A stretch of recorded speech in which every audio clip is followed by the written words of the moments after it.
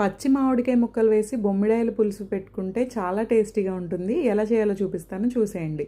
శుభ్రంగా వాష్ చేసుకున్న బొమ్మిడాయల్లో ఉప్పు కారం వేసి మ్యారినేట్ చేసి పక్కన పెట్టుకోండి. ఇప్పుడు మసాలా కోసం మిక్సీ జార్లో ధనియాలు, జీలకర్ర, 3 మీడియం సైజ్ ఆనియన్ చిన్న చిన్న ముక్కలు, అలాగే అల్లం వెల్లుల్లి కూడా వేసి మిక్సీ పట్టుకోండి.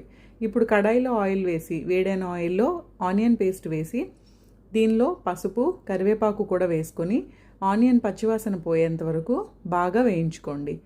ఆనియన్ పేస్ట్ బాగా వేగిన తర్వాత మ్యారినేట్ చేసి పెట్టుకున్న బొమ్మిడాయలను కూడా వేసి ఒకసారి ఈ మసాలా అంతా బొమ్మిడాయలకి పట్టేలాగా బాగా కలుపుకొని తర్వాత దీనిలో ముందుగానే తీసి పెట్టుకున్న చింతపండు రసం, పులుసు కన్సిస్టెన్సీకి సరిపడేలాగా వాటర్, అలాగే ఘాట్లు పెట్టుకున్న పచ్చిమిర్చి, రుచికి సరిపడినంత ఉప్పు, కారం కూడా వేసుకుని గరిటెతో ఒక్కసారి కలుపుకొని పులుసుని బాగా మరిగించాలి. పులుసు ఇలా మరుగుతున్నప్పుడు సన్నని చీలికలుగా కట్ చేసి పెట్టుకున్న మామిడికాయ ముక్కలను కూడా యాడ్ చేసుకొని మామిడికాయ మగ్గిన తర్వాత చివరిగా చేపల మసాలా పౌడర్ యాడ్ చేసుకోవాలి.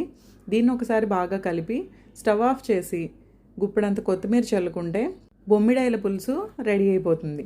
దీన్ని బాగా చల్లారిన తర్వాత వేడివేడి అన్నంలో వేసుకొని తింటే చాలా టేస్టీగా ఉంటుంది. చేపల పులుసు ఏదైనా కానీ చేసిన వెంటనే కాకుండా ఒక 4-5 గంటలు పక్కన పెట్టేసి తర్వాత వేడి అన్నంలో వేసుకొని తింటేనే దాని టేస్ట్ అనేది తెలుస్తుంది మనకి. ఇది చాలా సింపుల్ ప్రాసెస్, బిగినర్స్ కూడా చాలా ఈజీగా చేసుకోవచ్చు. తప్పకుండా ట్రై చేయండి. Thank you for watching.